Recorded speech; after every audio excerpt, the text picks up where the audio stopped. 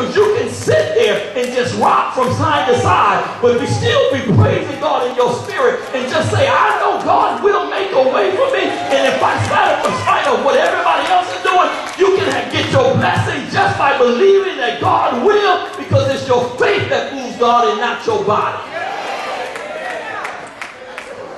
Can I help y'all with something? Let me help you with something. God is not moved by need. God is moved by faith. Ooh, now that's hard for some folks. God does not move when there's a need. God is moved when a person who has a need has faith. Watch this. I got evidence of that. Watch this. If God was moved by need, there would be no homeless. If God was moved by need, there would be no starving children. If God was moved by need, there would be no abused spouses. God does not move by your need. God is moved when you have a need and you have faith that God can deliver you from that need. And so the very thing that Satan wants to destroy in you is what you use against Satan to win the war that Satan wants to fight against you. So let me share with you in the scripture here. Let me give you about five things. Let me give you 5 things about faith. First of all, if you look at this, the scripture says that there were three nations that teamed up against Judah, Israel, the Israelites. There were 3 nations that teamed up against them. There was Moab, then there was the Ammonites, and then there was Mount Seir. These are 3 nations that have teamed up to come against them and to drive out, according to the scripture, Israel, Judah, from the land, to take possession, to take what God had given to them. These 3 nations teamed up. They came together. Isn't it amazing that folk who don't like each other will come together just because they don't like you? I mean, they can't stand one another, but when they decide that one of them don't like you, they will team up and become best friends just to destroy you. And so the 3 of them got together, these 3 nations got together, and the scripture says that Jehoshaphat, the king of Judah, heard that these 3 nations were coming against him. Now watch this. The scripture says that when Jehoshaphat heard about it, he was afraid. He was afraid. Yes. He got scared. Because 3 nations have teamed up against his one little nation, Judah, and Jehoshaphat got scared. Watch this. He got scared. He got concerned. He was troubled because 3 nations came up against him. What did he do? He didn't have a pity party. First thing he did was he prayed. Because when something comes up against you and you don't know how to handle it, you don't complain about it. You pray about it. So watch this. I want to share with you 5 things about this. It was faith. His first weapon against the enemy was faith in prayer. Write it down. Faith in prayer. All of my points are going to start with faith. So just write 5, 1, 2, 3, 4, 5, and write faith next to every one of them. And then I'm going to give you the rest of them as we get to it. Faith in prayer. Stay with me here. I know it don't sound, it doesn't tingle the ear, but let me show you what I'm talking about. Faith in prayer. Why do I say faith in prayer? Because watch this. There's no reason to pray if you don't believe. Why go on your knees and say, Father, I stretch my hand to thee, no other help I know, if you're going to try to handle it yourself? Why take it to the Lord if you don't believe the Lord can deal with it? And so the first thing is, when you pray, you got to pray believing that it's already done. Now, let me back up. First one, you got to pray believing that the one you're praying to can handle it. Cast your cares upon him because he cares for you. You got to pray having faith that no matter what you're dealing with, God can make a way out of it. Are y'all with me? Anybody believe that God can handle all your situations?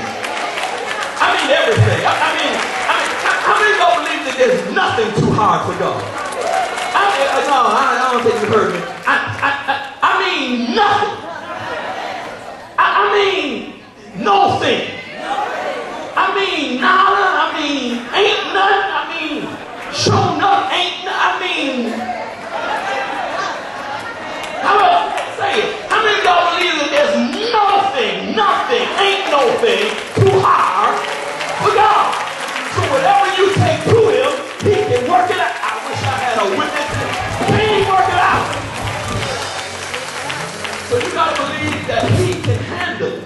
That's the first thing. But then, watch this. Praying in faith. You got to pray believing that whatever it is you took to him is already worked out.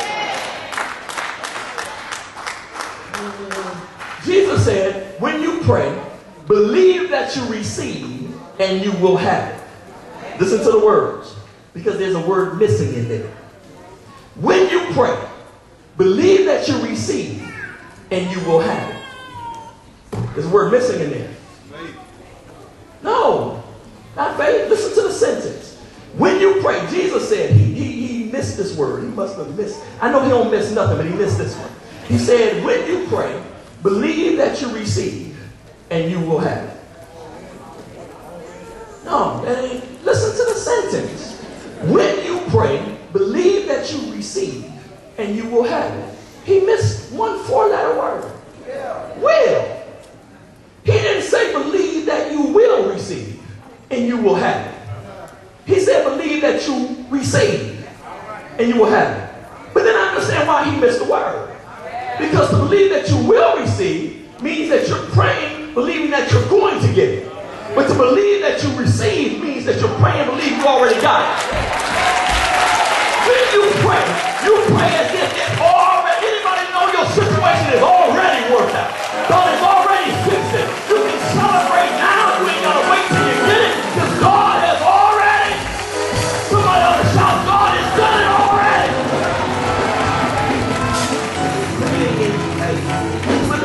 When I pray, I'm praying after like God has already done it. I'm just telling God what he did before he knew it. I can go to Daddy and say, Daddy, thank you for giving me the ice cream. And I ain't got no ice cream yet. Because when I'm praying, I can pray asking God for the ice cream and thanking him at the same time that I got the ice cream. I'm glad my son ain't here. He's at work because he be coming to me, Daddy, thank you for buying me, and I ain't bought it yet. And then he be talking about, you're supposed to be like God. You're supposed to be, you're supposed to be like, and so I can thank you right now for doing what I need you to do or what I'm asking you to do before you do it, because I know you're going to do it because I'm thanking you, because I'm believing that I'm receiving and I'm getting. Y'all ain't here with me. See, y'all been praying wrong. You've been saying, Lord, make a way. What y'all are saying is, Lord, thank you for making a way.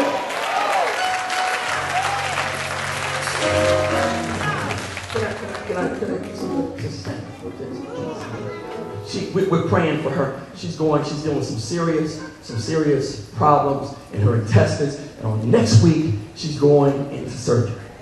Next week, she's going into surgery. Next week, she's going in and she's coming out and she's going to be well. It's going to be fixed next week. I'm sorry. I messed up. And y'all didn't catch it. It's fixed next week. No, that don't sound right. It's fixed not for next week. Somebody say already. It's all praise for already blessing. Come on. Already. Y'all ain't hearing me. Already. I need you to think about what you're dealing with now and say already. No, don't just say it. Say it with faith. Because if you say it with faith, you can't just sit there like a bump of the law. If you're dealing with some money problems, say already. If you're dealing with family problems, already. If you don't have money for school, already. If you haven't graduated, already. Whatever it is, Lord. Come on, give God praise for already blessed.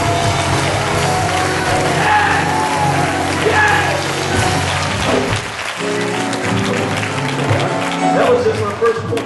I don't think I'm going to make it through this. Faith in prayer. Now watch this. Not only faith in prayer, but also, watch this. Jehoshaphat had faith in proclamation. Write it down. Faith in proclamation. What do I mean? Get this. If you look at verses 6 through 9. Jehoshaphat begins to tell God who God is. You are the God of heaven. You are the God who's the ruler of all the nations of the earth. You're the one who brought us to this land. You're the one who made the promise to Abraham that his descendants would own this land and would not be but. You're the God who said that we would be here if we called on you. You would. Watch this. He's not telling God to do nothing. He's just reminding God who he is. He's proclaiming, Lord, since I know who you are, I'm going to let you know that I know who you are. And since you have all power, I'm going to proclaim that right now. Because if I can proclaim that you have all power, if you got all power, you got power over this situation too. You know what? Sometimes you ought to just tell God who he is. And tell him remind him of the promises he made to you. You said you would deliver me. You said you would make a way for me. You told me to go back to school. So since I went back to school, you don't have to make a way for me to pay for it. You told me to marry this Negro, so you don't have to fix this marriage. You told me. You gave me this job, so you don't have to make it so I can progress in it. You brought me to Augusta, so you don't have to bless me. But see, some of y'all ain't getting it. You ought to be telling God, whatever you told me, I'm going to remind you, because you are not a man that you should lie. You got to deliver me because you said you would. Proclaim it was faith in his proclamation. He tells God how bad God is. Now notice this. In all of this, his faith in prayer and his faith in proclamation, he never talks about how bad these three nations are. He talks about how tough his God is. Don't you know your God is all powerful? Can I give you a theological term? Omnipotent. Omnipotent. Your God is omnipotent. Not impotent, but omnipotent. Not impotent. I'm trying to stay in church, y'all. Y'all better get with me quick. He is omnipotent. Omni means all. Potent means powerful. Impotent means weak.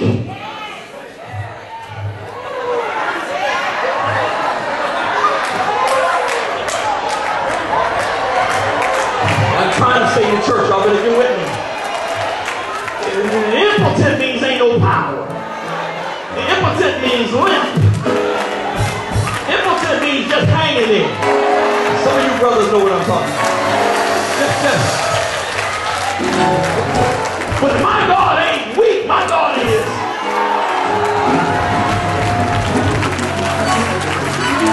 Anybody know you serve an omnipotent God? He's all. I'm trying to stay in church.